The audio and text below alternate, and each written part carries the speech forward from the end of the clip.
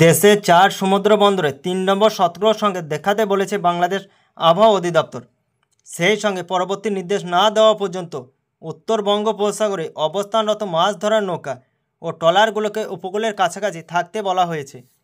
রবিবার বাংলাদেশ আবহাওয়া অধিদপ্তরের আবহাওয়াবিদ মো তরিফুল নেওয়াজ কবিরের দেওয়া আবহাওয়ার বিশেষ বিজ্ঞপ্তিতে এ তথ্য জানানো হয়। আবহাওয়া অফিস জানায়, দক্ষিণ উড়িষ্যা থেকে উত্তর অন্ধ্রপ্রদেশ উপকূলের অদূরে উত্তর পশ্চিম বঙ্গোপসাগর ও তৎসংলগ্ন পশ্চিম মধ্য বঙ্গোপসাগর এলাকায় অবস্থানরত নিম্নচাপটি পশ্চিম দিকে অগ্রসর হয়ে আজ সকাল 6টায় দক্ষিণ উড়িষ্যা ও উত্তর অন্ধ্রপ্রদেশ উপকূল অতিক্রম সম্পূর্ণ করে বর্তমানে স্থল নিম্নচাপ উড়িষ্যা ও তৎসংলগ্ন এলাকায় অবস্থান করছে। আরও পশ্চিম দিকে অগ্রসর হয়ে ক্রমান্বয়ে দুর্বল হতে পারে।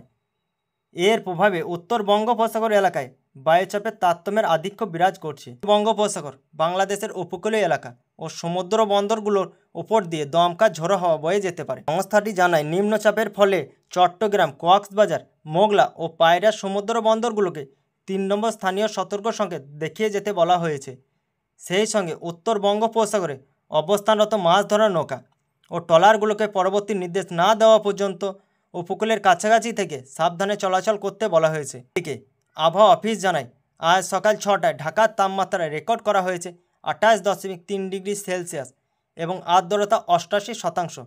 গতকাল সর্বোচ্চ তাপমাত্রা ছিল 34.4 ডিগ্রি সেলসিয়াস এবং আজকে সর্বনিম্ন 28.1 ডিগ্রি সেলসিয়াস। গত 24 ঘন্টায় ঢাকায় সামান্য বৃষ্টিপাত রেকর্ড করা হয়েছে। অন্যদিকে আবহাওয়া অধিদপ্তর থেকে প্রকাশিত সর্বশেষ পূর্বাভাসে জানানো হয়েছে, আজ সন্ধ্যা 6টার মধ্যে ময়মনসিংহ, খুলনা, বরিশাল, চট্টগ্রাম ও সিলেট বিভাগের কিছু কিছু জায়গায় এবং রংপুর, রাজশাহী ও ঢাকা বিভাগের 2-1 জায়গায় দমকা হাওয়া সহ হালকা থেকে মাঝারি ধরনের বৃষ্টি অথবা বজ্রসহ বৃষ্টি হতে পারে। একই সঙ্গে কোথাও কোথাও মাঝারি ধরনের ভারী বর্ষণের সম্ভাবনা রয়েছে। এ সময়ে সারা দেশে দিন ও রাতের তাপমাত্রা সামান্য কমতে পারে।